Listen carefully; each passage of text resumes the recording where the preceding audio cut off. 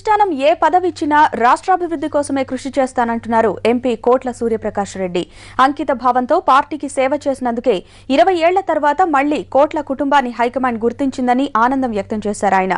ఒకే పార్టీలో ఉంటూ ఓపిగ్గా వేచి చూస్తే గుర్తింపు పదవులు వాటంతటా అవే వస్తాయంటున్న కోట్లతో మా ప్రతినిధి రాఘవేంద్ర ఫేస్ టు ఫేస్. కాసేపట్లో కేంద్ర మంత్రిగా ప్రమాణ స్వీకారం చేయబోతున్నారు కోట్ల సూర్యప్రకాష్ రెడ్డి గారు. ఆయనతో మాట్లాడదాం, ఎటువంటి ఆలోచనలు ఉన్నాయి, మంత్రిగా ఆయనకు ఎందుకు అవకాశం కల్పించింది కాంగ్రెస్ అధిష్టానం తెలుసుకునే ప్రయత్నం చేద్దాం. సార్, మరి కాసేపట్లో కేంద్ర మంత్రిగా మీరు ప్రమాణ స్వీకారం చేయబోతున్నారు, మీ రియాక్షన్?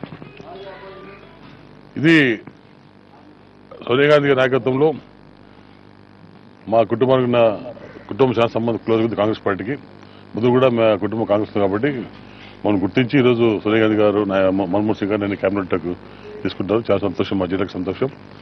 20 years తర్వాత మళ్ళీ మా కుటుంబానికి రావడం కాబట్టి మా జిల్లా నుండి చాలా మంది వచ్చారు. నిజమైన కార్యకర్తలకు ఇప్పుడు సోనియా గాంధీ గారు గుర్తించారు కాబట్టి ఇక ముందు కూడా మేమంతా కూడా కాంగ్రెస్లో ఉండి ప్రభుత్వం రాబోయే ఎలక్షన్ కూడా కాంగ్రెస్ పార్టీని తప్పకుండా గెలిపించుకుంటామని ధైర్యంతో వచ్చారు.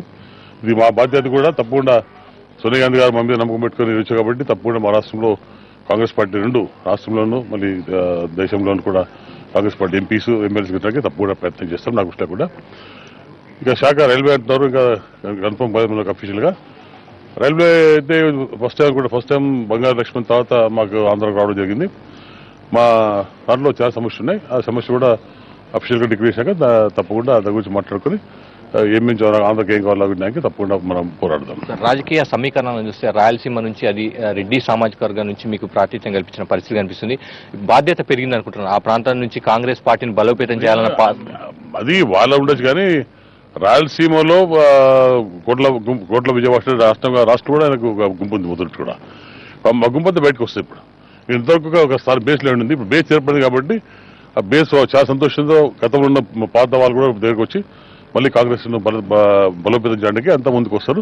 తప్పకుండా హైదరాబాద్కి వెళ్ళాక అందరినీ పాత వాళ్ళందరూ కుప్పేసుకొని ఎవరు కూడా మళ్ళీ పార్టీలో తీసుకొని కాంగ్రెస్ పార్టీని బలోపేతం చేసి తప్పకుండా ఎలక్షన్స్ లో విజయం కోసం ముందుకు పోతారు. కొందరు సీనియర్లను విస్మరించారన్న మాట కూడా వినిపిస్తుంది. దీనిపైన మీరు అంటే సుదీర్ఘ కాలంగా మీరు రాజకీయాల్లో ఉన్నారు, ఎలా చూస్తారు? ఒక కామెంట్, వ్యక్తిగతంగా మీరు కామెంట్ చేయండి. కొంతమంది బాధ ఉండొచ్చు, వాస్తవమే.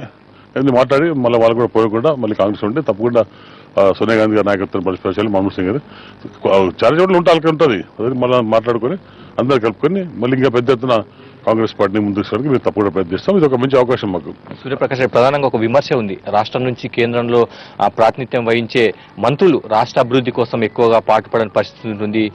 వాదనలు, రాష్ట్రం తరఫున వాదనలు కానీ ప్రాజెక్టులు తేవడంలో కొంత వెనుకడుగు వేస్తారనే ఒక వాదన, ఒక విమర్శ ఉంది. దాన్ని మీరు తిప్పికొట్టే ప్రయత్నం? నేను అలా చెప్పాను, బట్ జిల్లాలో సమస్యలు, మా రాష్ట్రంలో సమస్యలు ఉన్నాయి.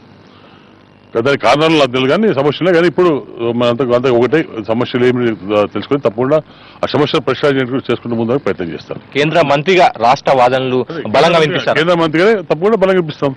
బాధ్యత అది. ఈరోజు సోనియా గాంధీ గారు అది మామూలు నమ్మించారు కాబట్టి తప్పకుండా మా రాష్ట్ర సమస్యలు తర్వాత ఎట్లా చేయాలి, దాంట్లో ఎట్లా సాల్వ్ చేయాలి, ముఖ్యంగా రాయలసీమలో ఎలా చేయాలి కూడా మాట్లాడుకుని తప్పకుండా ఏమేమి అవసరం ఉందో దానికి తప్పకుండా అంతా కలిసి నాతో పాటు మంత్రులంతా కలిసి అందరం ముఖ్యమంత్రి గారు మంత్రులు కలిసి తప్పకుండా మా వాయిస్ పెద్దగా వినిపించి మా రాష్ట్రానికి అభివృద్ధి కోసం ముందుకు పోతాం. కేంద్ర మంత్రి అవుతానని, రాజకీయాలకు వచ్చినప్పుడు నేను కేంద్ర మంత్రిగా ఎదుగుతానన్న ఒక ఆలోచన కనుక, ఒక ఆశ కనుక మీకు ఉండేది? ఆశ మా మనిషికి ఆశ వాస్తవం. అది మనిషికి ఆశ, ఎవరికైనా ఆశ ఉంటుంది. అది టైం రావాలి. ఏదో కానీ నాకు 10 అల్లిపోవడం కాదు. టైం వచ్చినప్పుడు తప్పకుండా అవుతుంది. ఎక్కడైనా మనకు అదృష్టం ఉన్నప్పుడు, టైం ఉన్నప్పుడు ఆటోమేటిక్ వస్తుంది. వల్ల అలిగిపోయే కాదు అది. తప్పకుండా కాంగ్రెస్ పార్టీలో నమ్ముకుంటే తప్పకుండా మంచి భవిష్యత్తు ఉంటుంది. ఉదాహరణకు చాలా మంది కార్యకర్తలు కాంగ్రెస్ పార్టీ గుర్తించి వాళ్ళకి పదవి ఇచ్చింది. అది తప్పకుండా ఫ్యూచర్ కూడా ఎవరైనా కానీ ఒక పార్టీ నమ్ముకుంటే ఫ్యూచర్ బాగుంటుంది. అది నా అడ్వైస్. ఏమంటారు సార్, మీ నాయకులు కానీ మీ అనుచరులు కానీ మీకు మంత్రి పదవి రాబోతుంది, కలిసి ఉంటారు, ఫోన్లు చేసి ఉంటారు, ఎటువంటి ఆలోచన? చాలా మంది, కొన్ని వేల మంది వస్తుందని చెప్పారు. నా దగ్గర కూడా దాదాపు 1000 మంది వచ్చారు, వద్ద చెప్పారు. జిల్లా మొత్తం రాష్ట్రం కూడా మా పాత వర్గం అంతా కూడా వచ్చి రావాలని ఉద్దేశం. 20 years తర్వాత మళ్ళీ మా కుటుంబం వచ్చి కాబట్టి ఆ సంతోషంతో వాళ్ళకు నేను వస్తా చెప్పి స్టాఫ్ చెప్పింది. ఇది నా గెలుపు కాదు, వాళ్ళ గెలుపు. ఈరోజు ఏమొచ్చి కానీ ప్రజల గెలిపేది, నా గెలుపు కాదు. ప్రజలకు ముందు కూడా ప్రజల మనిషి ప్రజలకు వస్తాం కాబట్టి ఈరోజు ఇంత వాలంటీర్ వచ్చారంటే వాళ్ళు ఒక బేస్ ఏర్పడింది. మాకు మళ్ళీ రాజకీయ ఎదుగు వచ్చే ఉద్దేశంలో ఎంతో చాలా మంది వచ్చారు. చిన్న కార్యకర్తలు వచ్చారు. డబ్బులు లేకుండా కూడా వాళ్ళు ఫ్లైట్లో రావడం జరిగింది. అంత ప్రేమతో, కుటుంబ ప్రేమతో వచ్చారు కాబట్టి తప్పకుండా వాళ్ళు మా మీద కాంగ్రెస్ పార్టీ నమ్మకం పెట్టారు. తప్పకుండా వాళ్ళ సమస్య తెలుసుకుంటూ మేమంతా ముందుకు పోవడానికి జిల్లాగా మొత్తం, ఎందుకంటే బాధ్యత ఒక సెంట్రల్ మినిస్టర్ నాకు దేశం ఉంటుంది కానీ బట్ ప్రియారిటీగా నేను కూడా సెల్ఫిష్ కాబట్టి నా ప్రాంతం కూడా డెవలప్ చేసుకుంటుంది కాబట్టి తప్పకుండా ఇతర సంస్థతో పాటు నా జిల్లాకు మా రాష్ట్రంలో కూడా అభివృద్ధి ముందుకు పోతాం.